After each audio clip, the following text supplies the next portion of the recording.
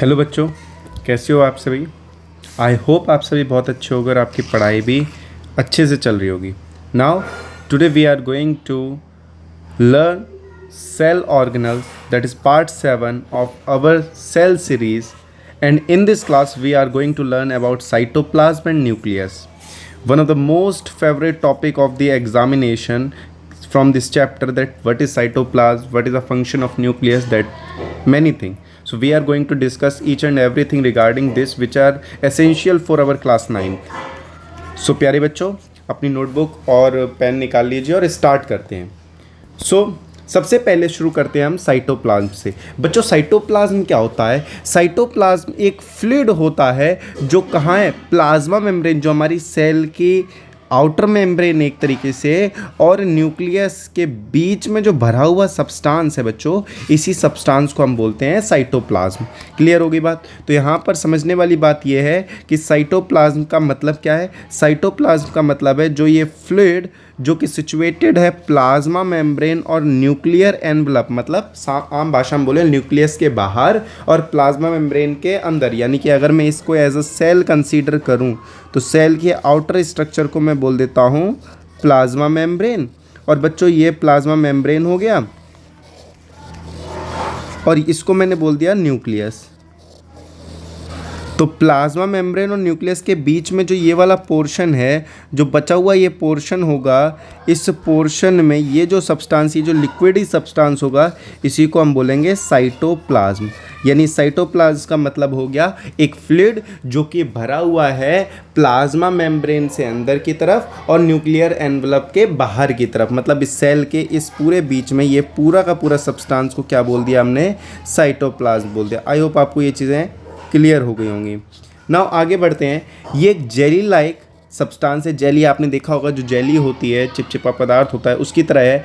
Colourless है, semi viscous है। Semi viscous का मतलब होता है गाढ़ा। तो ये बहुत ज़्यादा थिक भी नहीं है, लेकिन हल्का सा थिकी सब्सटेंस है ये, ठीक है। और यही सेल का ज़्यादातर हिस्सा बनाता है, ठीक है। यही ज़्यादातर हिस्सा जो सेल का है वो किसके द्वारा बनाया जाता है? साइटोप्लाज्म के द्वारा बनाया जाता है। यानी सेल का मेजर पोर्शन, सेल का जो मेजर पोर्शन है वो इसी के द्वारा बनाया गया है। क्लियर हो गई बात? मेजर पोर्शन इज इसी के द्वारा बनाया गया है। आगे बढ़ते हैं। अगर हम से पूछा जाए कि साइटोप्लाज्म बना किस चीज़ से, तो आप ये बोल सकते हैं कि sir cytoplasm is predominantly of water.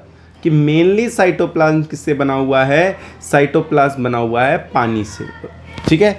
और उस वाटर को हम बोलते हैं साइटोसोल। याद रखिएगा, साइटोसोल कुछ नहीं है, बस एक प्रकार का वाटर है।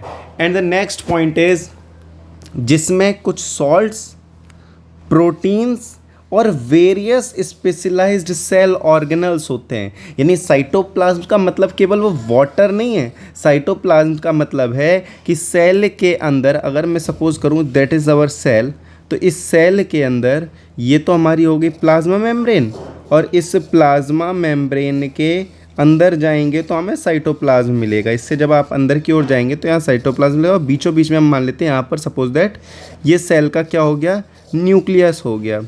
तो सेल के न्यूक्लियस और प्लाज्मा मेम्ब्रेन के बीच में ये जो स्पेस बचता है, इस स्पेस में जो सब्सटेंस है, उसी सब्सटेंस को हमने क्या बोला है? साइटोप्लाज्म बोला है, ठीक है।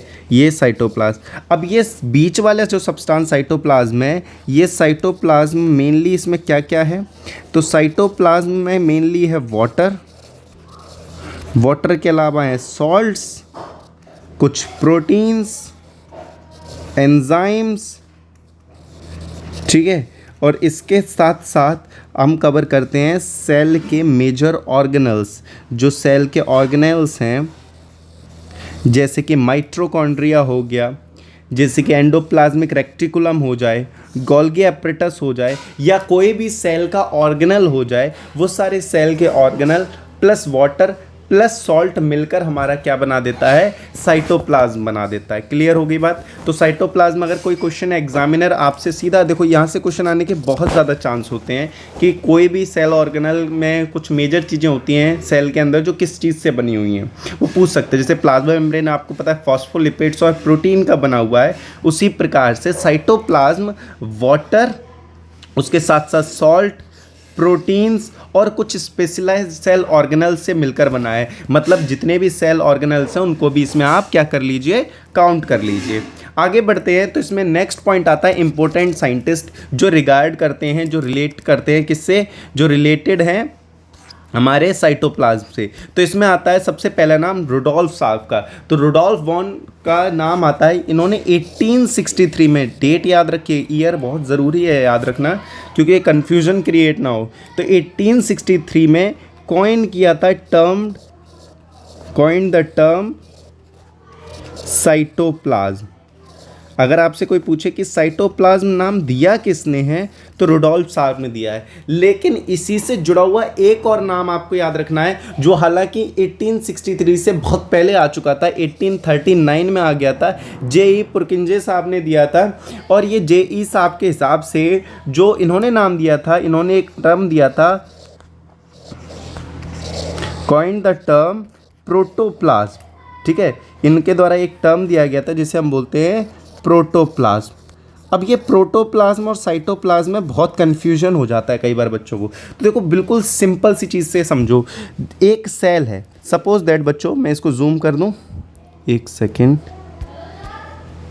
अब समझने की कोशिश करना, पूरा ध्यान से देखना। ये हमारी एक सेल हो गई, ये सेल का बच्चों क्या हो गया, न्यूक्लियस हो गया। This is our cell wall, या फिर हम मान लेते हैं, हम एनिमल सेल की बात करें तो हम बोल देते हैं ये हमारी हो गई प्लाज्मा मेम्ब्रेन, प्लाज्मा मेम्ब्रेन। ठीक है, और ये हो गया न्यूक्लियस, और ये हो गया इसमें साइटोप्लाज्म। और ये साइटोप्लाज्म प्लस न्यूक्लियस, अगर हम इस साइटोप्लाज्म को न्यूक्लियस के साथ ऐड करके एक साथ बोलें कि सेल के अंदर का सारा पार्ट बोलें एक साथ, तो हम इसे बोलते हैं प्रोटोप्लाज्म। यानी प्रोटोप्लाज्म का मतलब है प्लाज्मा मेम्ब्रेन से अंदर की तरफ जो भी प्रेजेंट है सेल में वो सब प्रोटोप्लाज्म है। प्रोटोप्लाज्म दो चीज़ों को इंक्लूड करता है, cytoplasm that means water, minerals, protein, और उसके साथ साथ न्यूक्लियस को भी। तो न्यूक्लियस प्लस साइटोप्लाज्म को एक साथ अगर बोलना है तो आई विल से दैट कि वो हो गया हमारा प्रोटोप्लाज्म। आई होप यहाँ पर आपको क्रिस्टल क्लैरिटी मिल गई होगी रिगार्डिंग साइटोप्लाज्म और प्रोटोप्लाज्म। देखो साइटोप्लाज्म का मतलब है न्यूक्लियस के बाहर की तरफ यानी कि इधर की तरफ, और प्लाज्मा मेम्ब्रेन से अंदर की तरफ जो सब्सटेंस है, जो सेल ऑर्गेनल्स हैं, जैसे माइटोकॉन्ड्रिया है, गोल्गी एपरेटस है, वाटर है, मिनरल्स हैं, एंजाइम्स हैं, प्रोटीन है, उन सब का वो जो जेली लाइक स्ट्रक्चर पूरा बन रहा है वो हमारा साइटोप्लाज्म हो गया। और 1839 में जे.ई. पुरकिंजे साहब ने एक टर्म दिया था जिसे बोलते हैं हम protoplasm, that include both cytoplasm भी और न्यूक्लियस, दोनों को एक साथ मिलाकर उन्होंने बोला कि सेल के इंटीरियर को बोल दिया उन्होंने protoplasm. I hope I am pretty clear on that topic. अगर आपको चीज़ें समझ में आ रही हैं बच्चों, ये सीरीज़ हेल्पफुल है तो प्लीज़ इसको शेयर कीजिए ताकि आपके फ्रेंड को भी इसका बेनिफिट मिल सके। चलिए आगे बढ़ते हैं।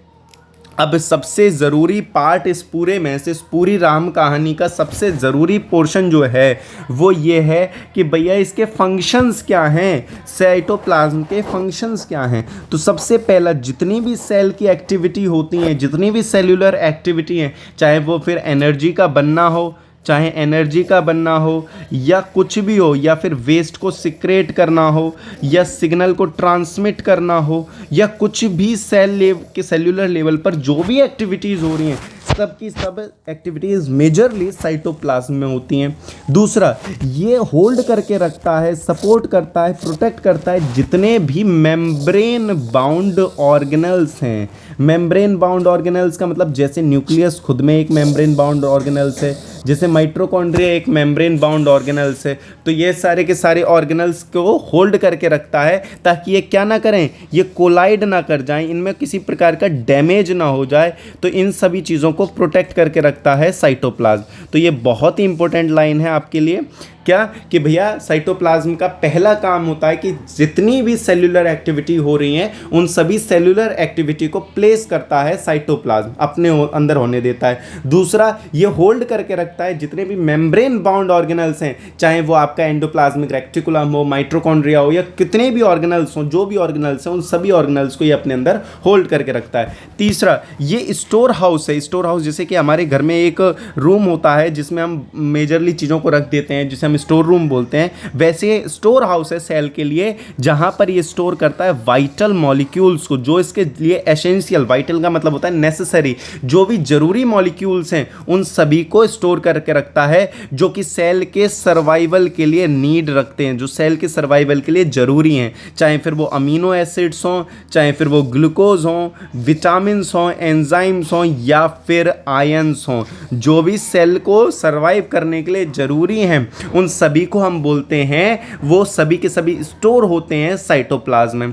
एंड द लास्ट और मोस्ट इंपॉर्टेंट चीज़ कि ये फ्लूइड प्रेशर मेंटेन करके रखता है, साइटोप्लाज्म क्या मेंटेन करके रखता है, फ्लूइड प्रेशर। अब ये क्या चीज़ है, जैसे अब सेल है तो सेल के ऊपर बाहर से कुछ प्रेशर लग रहा होता है, ठीक है, यहाँ से कुछ प्रेशर लग रहा हो। अब अगर ये लगातार प्रेशर लगता रहेगा तो ये तो श्रिंक हो जाएगी, ख़राब हो जाएगी। तो अंदर का साइटोप्लाज्म एक इक्वल अमाउंट में बाहर की ओर प्रेशर लगाता है ताकि इसकी 3 डायमेंशनल शेप मेंटेन रह सके। क्लियर हो गई बात? सेल की जो 3 डायमेंशनल शेप है उसको मेंटेन करके रखा जा सके, वो जैसी है वैसी ही रहे। तो अगर आपको ये चारों के चारों मेजर फंक्शन साइटोप्लाज्म के क्लियर है तो फटाफट से कमेंट में लिख दीजिए क्लियर, ठीक है। और जो चीज़ इसमें समझ में नहीं है वो भी आप कमेंट करके पूछ सकते हैं कि भैया ये वाला पॉइंट समझ में नहीं आया है, ठीक है। चलिए आगे की ओर बढ़ते हैं। अगला जो हमारा इसमें सेकंड मेजर ऑर्गेनल है सेल के अंदर वो है हमारा भैया न्यूक्लियस। न्यूक्लियस को ना ब्रेन बोला जाता है, एक तरीके जैसे हमारी बॉडी का ब्रेन है ना, वैसी सेल का ब्रेन है हमारा न्यूक्लियस। तो न्यूक्लियस है क्या, तो सबसे पहले आप ये समझो न्यूक्लियस एक मेम्ब्रेन बाउंड ऑर्गेनल है। मेम्ब्रेन बाउंड ऑर्गेनल का मतलब है कि इसके ऊपर एक कवरिंग रहती है, ये न्यूक्लियस के ऊपर एक कवरिंग रहेगी। क्लियर हो गई बात? और ये जितनी भी यूकैरियोटिक सेल्स होती हैं उन सभी सेल्स में ये प्रेजेंट होता है। अब यहीं से सेल के 2 क्लासिफिकेशन हो जाते हैं। न्यूक्लियस के बेसिस पर सेल के बेटा 2 क्लासिफिकेशन हो जाते हैं। एक होती है यूकैरियोटिक सेल, एक क्या होती है बेटा यूकैरियोटिक सेल, और एक होती है प्रोकैरियोटिक सेल। अब जो प्रोकैरियोटिक सेल्स होती हैं इनमें न्यूक्लियस एब्सेंट होता है, इनमें कोई वेल डिफाइंड न्यूक्लियस नहीं होता, न्यूक्लियस इसमें एब्सेंट होता है। लेकिन जो यूकैरियोटिक सेल्स होती हैं इनमें न्यूक्लियस बच्चों क्या रहता है, प्रेजेंट रहता है। इनमें न्यूक्लियस क्या होता है बच्चा, प्रेजेंट होता है। क्लियर हो गई बात?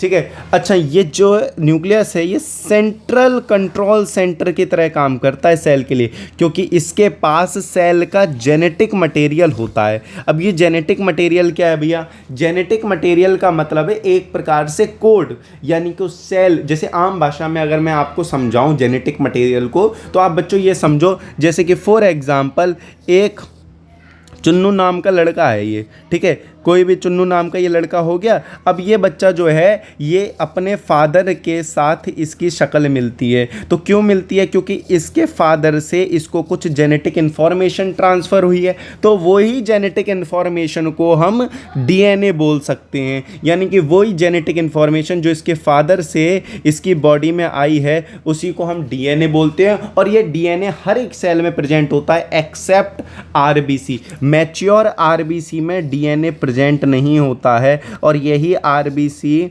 मैच्योर आरबीसी में जो कि आपके लिए ऑक्सीजन ट्रांसपोर्टेशन का काम करती है, इसमें डीएनए प्रेजेंट नहीं होता। ये बात रिमेंबर करना, और यही सेल थ्योरी का एक एक्सेप्शन भी रह चुका है, ठीक है, क्योंकि न्यूक्लियस ही नहीं होता, क्योंकि डीएनए होगा न्यूक्लियस के अंदर, वरना प्रोकैरियोटिक सेल इसका एक एक्सेप्शनल पॉइंट होती हैं कि उनमें बिना न्यूक्लियस के भी जेनेटिक मटेरियल ऐसे ही बिखरा रहता है। क्लियर हो गई बात? और यही डीएनए रेगुलेट करता है सेल की एक्टिविटी को। तो इसी कारण से हम बोल सकते हैं कि हमारा जो न्यूक्लियस है बच्चों वो क्या है, वो सेल का कंट्रोल सेंटर है, यही सेल का ब्रेन है। दूसरा और सबसे इम्पोर्टेंट इवेंट इसमें आता है कि सेल, इस न्यूक्लियस की डिस्कवरी किसने की थी, तो बच्चों याद रखना नाम, रॉबर्ट ब्राउन साहब ने इसकी डिस्कवरी की थी। रॉबर्ट ब्राउन साहब ने इसकी क्या की थी, डिस्कवरी की थी। कोई दिक्कत है? I hope I am pretty clear on that topic. अगर कोई भी डाउट है तो आप अभी पूछ सकते हैं इसमें कमेंट सेक्शन में। आगे बढ़ते हैं। तो डिस्कवरी ऑफ न्यूक्लियस में आप ये याद रखेंगे, रॉबर्ट ब्राउन ने की थी डिस्कवरी न्यूक्लियस ऑफ सेल, ठीक है। अब दो टाइप के न्यूक्लियस होते हैं, अभी आप एटम चैप्टर में भी पढ़ोगे कि न्यूक्लियस दो टाइप के हैं, लेकिन एटम चैप्टर का एक न्यूक्लियस होता है, एक सेल चैप्टर का न्यूक्लियस। तो सेल चैप्टर के न्यूक्लियस की जो डिस्कवरी की थी वो रॉबर्ट ब्राउन ने की थी, और कब की थी, ये बहुत इंपॉर्टेंट इवेंट है, 1831 में इन्होंने इसकी डिस्कवरी की थी। और यहीं से जब ये डिस्कवरी हो गई तो 1839 में भैया प्रोटोप्लाज्म का जिक्र हो गया। क्लियर हो गया? I hope I am pretty clear on that topic. Main point यही याद रखिए, रॉबर्ट ब्राउन साहब ने 1831 में डिस्कवरी की थी न्यूक्लियस की। न्यूक्लियस सेल का कंट्रोल सेंटर है, ये एक मेम्ब्रेन बाउंड ऑर्गेनल है और ये यूकैरियोटिक सेल्स में प्रेजेंट होता है, और इसी न्यूक्लियस के अंदर सेल का जेनेटिक मटेरियल रखा होता है। जेनेटिक मटेरियल कौन सी सेल में प्रेजेंट नहीं होता, तो आप ये याद रखेंगे, मैच्योर आरबीसी में एब्सेंट रहता है डीएनए। डीएनए इस आरबीसी, मैच्योर आरबीसी में प्रेजेंट नहीं होता है। अगर मैं यहाँ पर एक सेल का डायग्राम देखूँ तो यहाँ पर आप देख सकते हैं ये सेल का डायग्राम है, तो ये हमारी कौन सी मेम्ब्रेन हो जाएगी जी भैया? भैया ये हमारी प्लाज्मा मेम्ब्रेन हो जाएगी। और अंदर ये जो पार्ट दिख रहा है, ये जो आपको ये अलग से शेडेड पोर्शन कर रहा हूँ, ये जो दिख रहा है ये है बच्चों हमारा न्यूक्लियस सेल का। और इसी न्यूक्लियस के अंदर हमारे पूरा का पूरा जेनेटिक, पूरा कोड, पूरी जो हमारे सेल के पूरे एक एक स्पेसिफिकेशन रखी हुई है। क्लियर हो गया? आगे बढ़ते हैं। अब न्यूक्लियस की स्ट्रक्चर के अंदर अगर आप जाओगे तो न्यूक्लियस में मेन 4 चीज़ों को आपको याद रखना है। पहला होता है न्यूक्लियर मेम्ब्रेन, दूसरा है न्यूक्लियोप्लाज्म, तीसरा है न्यूक्लियोल्स और चौथा है क्रोमैटिन। इन 4 चीज़ों को आपको दिमाग में रखना है कि न्यूक्लियर मेम्ब्रेन, न्यूक्लियोप्लाज्म, न्यूक्लियोल्स और क्रोमैटिन, ये 4 चीज़ें न्यूक्लियस के अंदर बहुत ही ज़्यादा इंपॉर्टेंट हैं। सबसे पहले हम बात करते हैं तो न्यूक्लियर मेम्ब्रेन की। अगर आप न्यूक्लियर मेम्ब्रेन की बात करें, न्यूक्लियर मेम्ब्रेन का मतलब हो गया न्यूक्लियस की मेम्ब्रेन, यानी न्यूक्लियस की आउटर कवरिंग, जो सेल के न्यूक्लियस की आउटर कवरिंग होती है, इसको हम बच्चों बोलते हैं न्यूक्लियर मेम्ब्रेन। न्यूक्लियोप्लाज्म जिस तरीके से साइटोप्लाज्म होता है वैसे ही न्यूक्लियोप्लाज्म होता है, यानी न्यूक्लियस के अंदर का मटेरियल को हम बोलते हैं बच्चों न्यूक्लियोप्लाज्म। न्यूक्लियोल्स का मतलब क्या है? न्यूक्लियोल्स का मतलब है जो न्यूक्लियस के अंदर ये बल्क में रखा रहता है, इसको न्यूक्लियोल्स बोलते हैं। और क्रोमैटिन क्या है? ये वो थ्रेड लाइक स्ट्रक्चर हैं जो एक्चुअल में हमारे जेनेटिक मटेरियल के लिए काम आएंगे। आओ इनको डिटेल में समझते हैं। देखो, न्यूक्लियर मेम्ब्रेन जो होती है एक डबल लेयर्ड कवरिंग होती है, ये भी याद रखना, nuclear membrane is a double layer covering that separate nucleus. किससे न्यूक्लियस को सेपरेट करती है? पूरी सेल से अलग करने की कोशिश कर रही है। उसी मेम्ब्रेन को हम क्या बोल देते हैं? न्यूक्लियर मेम्ब्रेन बोल देते हैं। और बच्चों न्यूक्लियर मेम्ब्रेन जो है वो डबल लेयर्ड कवरिंग है, मतलब 2 लेयर हैं ये। अगर आप ऐसे बनाएं, जैसे एक न्यूक्लियस हो गया, ये मान लो सेल है, ये न्यूक्लियस है, तो इस न्यूक्लियस के अंदर 2 लेयर हैं। क्लियर हो गई बात? तो ये डबल लेयर्ड मेम्ब्रेन है और इसी के ऊपर छोटे छोटे पोर्स होते हैं, छेद होते हैं, जैसे कि आप यहाँ पर देख सकते हो। ये जो छोटे छोटे आपको शेडेड पोर्शन दिखाई दे रहा है, ये होल्स हैं एक्चुअल में, ये छोटे छोटे पोर्स हैं। ये पोर्स क्या करते हैं? ट्रांसफ़र ऑफ मटेरियल, जो भी न्यूक्लियस के बाहर मटेरियल जाना है, जैसे कि आरएनए और प्रोटीन। अब ये आरएनए क्या होता है? जैसे डीएनए, डीएनए का मतलब हो गया जेनेटिक मटेरियल है, वैसे आरएनए भी एक प्रकार का जेनेटिक मटेरियल और ये डीएनए से ही बनता है। ठीक है, इसको हम पढ़ेंगे अभी, डीएनए टू आरएनए की प्रोसेस को क्या बोला जाता है, ये सारी चीज़ें आगे पढ़ेंगे जब हम डीएनए को प्रॉपरली पढ़ेंगे। क्लियर हो गई बात? आई होप आपको ये बात समझ में आ गई होगी। अब देखो, डीएनए टू आरएनए को वैसे तो हम ट्रांसक्रिप्शन बोलते हैं, हम आगे इसको पढ़ेंगे, फिलहाल आगे बढ़ते हैं। तो जो भी न्यूक्लियस और साइटोप्लाज्म के बीच में मटेरियल का ट्रांसफ़र हो रहा होता है वो सारा का सारा न्यूक्लियर पोर्स से होता है, और ये न्यूक्लियर पोर्स प्रेजेंट होते हैं न्यूक्लियर मेम्ब्रेन के ऊपर। न्यूक्लियर मेम्ब्रेन न्यूक्लियस को सेपरेट करती है, पूरी सेल से अलग करके रखती है। क्लियर हो गया? आगे बढ़ते हैं। न्यूक्लियोप्लाज्म क्या होता है? तो बच्चों न्यूक्लियोप्लाज्म एक जेली लाइक फ्लूइड है, जैसे साइटोप्लाज्म है वैसे ही ये जेली लाइक फ्लूइड है, जो कि न्यूक्लियर मेम्ब्रेन के अंदर की तरफ होता है, और इसी में न्यूक्लियोल्स और क्रोमैटिन, डीएनए वगैरह सब कुछ इसी न्यूक्लियोप्लाज्म में पड़ा रहता है। क्लियर हो गई बात? तो एक जेली लाइक फ्लूइड है जो कि सेल, ये सेल हो गई, ये सेल का न्यूक्लियस हो गया, और इस न्यूक्लियस के अंदर जो जेली लाइक सब्सटेंस है, यहाँ पर जो जेली लाइक सब्सटेंस प्रेजेंट होगा, इसी जेली लाइक फ्लूइड को बच्चों हम बोल देते हैं न्यूक्लियोप्लाज्म। इसी जेली लाइक फ्लूइड को बेटा हम बोल देंगे न्यूक्लियोप्लाज्म। आई होप आपको ये बातें क्लियर हो गई होंगी। आगे की ओर बढ़ते हैं। तो न्यूक्लियोल्स क्या होता है? तो न्यूक्लियोल्स एक प्रकार का एक प्रकार का डार्क और डेंस स्फेरिकल स्ट्रक्चर है, ठीक है, जो कि सेल के न्यूक्लियस के अंदर पड़ा होता है। याद रखने वाली बात यह है कि ये कोई भी मेम्ब्रेन बाउंड ऑर्गेनल नहीं है, ये प्राइमरली रिस्पॉन्सिबल होता है राइबोसोम को सिंथेसाइज करने के लिए। ये राइबोसोम एक प्रकार का सेल ऑर्गेनल है जिसे प्रोटीन मेकिंग फैक्ट्री भी कहा जाता है, ठीक है। राइबोसोम को protein factory of the cell कहते हैं, और इसी प्रोटीन फैक्ट्री को बनाने के लिए, इसी प्रोटीन फैक्ट्री को बनाने के लिए कौन रिस्पॉन्सिबल है? न्यूक्लियोल्स रिस्पॉन्सिबल, न्यूक्लियोल्स। क्लियर हो गई बात। न्यूक्लियस के अंदर एक डार्क डेंस स्फेरिकल स्ट्रक्चर है, बिना मेम्ब्रेन की होती है, और ये राइबोसोम को बनाती है। क्लियर हो गई बात। राइबोसोम याद रखेंगे न्यूक्लियस के अंदर बनता है और न्यूक्लियस के बाहर न्यूक्लियर पोर्स के जरिए बाहर आ जाता है। आगे की ओर बढ़ते हैं। क्रोमेटिन। अब यहाँ पर ये बहुत इंपॉर्टेंट है। क्रोमेटिन क्या है? एक थ्रेड लाइक स्ट्रक्चर होती है। थ्रेड लाइक स्ट्रक्चर मतलब धागे की तरह दिखने वाली स्ट्रक्चर है, उसको हम क्या बोलते हैं बच्चों? क्रोमेटिन बोलते हैं। अब यहाँ पर बहुत ही इंपॉर्टेंट पॉइंट ये है कि क्रोमेटिन के अलावा कुछ चीज़ें और आपको रिमेंबर करनी है, याद रखनी है।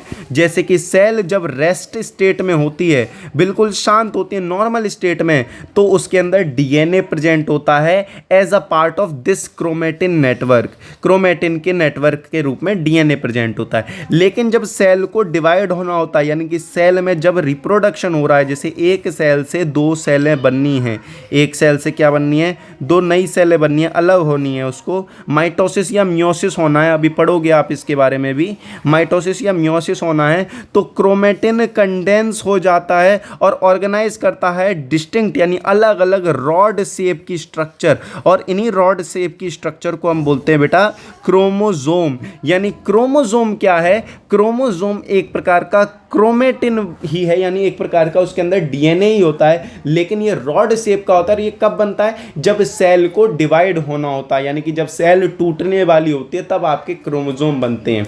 तो आगे बढ़ते हैं।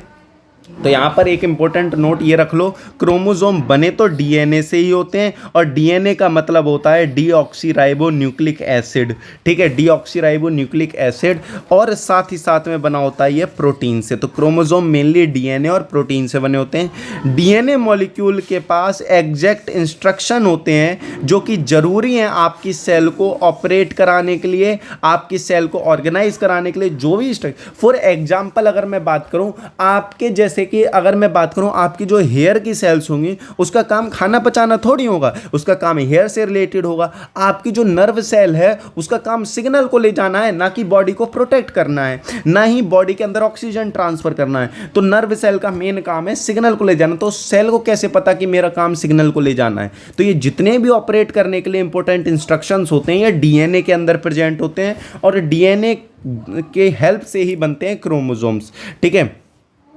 और जो स्पेसिफिक फंक्शनल सेगमेंट है सेल का, उस डीएनए का जो स्पेशली फंक्शनल सेगमेंट हो, जैसे मैंने ये मान लो एक डीएनए बना दिया, एक रफ डीएनए अगर हम बना लें, तो ये मान लो एक रफ डीएनए है, और इसका मान लो एक पार्ट मुझे स्पेशली चेक करना है कि ये क्या करता है। तो उसी एक पर्टिकुलर पार्ट ऑफ डीएनए जो एक स्पेसिफिक फंक्शन कर रहा है उसको हम जीन बोलते हैं। अक्सर आपने न्यूज़ में सुना होगा कि हमने ये वाले जीन को रेप्लिकेट कर लिया, या ये वाला जीन हमने अपडेट कर दिया। तो ये जो जीन है, ये जीन डीएनए का एक स्पेशल या पर्टिकुलर कोड होता है जो एक पर्टिकुलर ट्रेट यानी कि आपकी बॉडी के एक पर्टिकुलर काम के लिए जिम्मेदार है।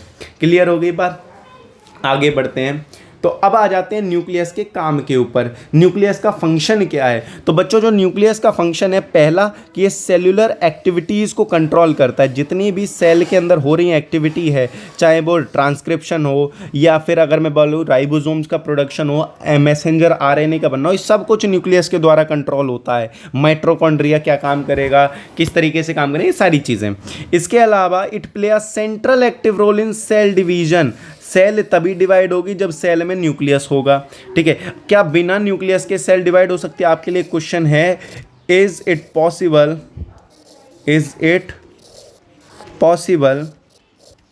That the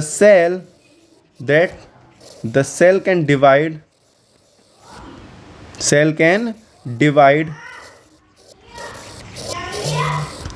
if even it cannot have nucleus?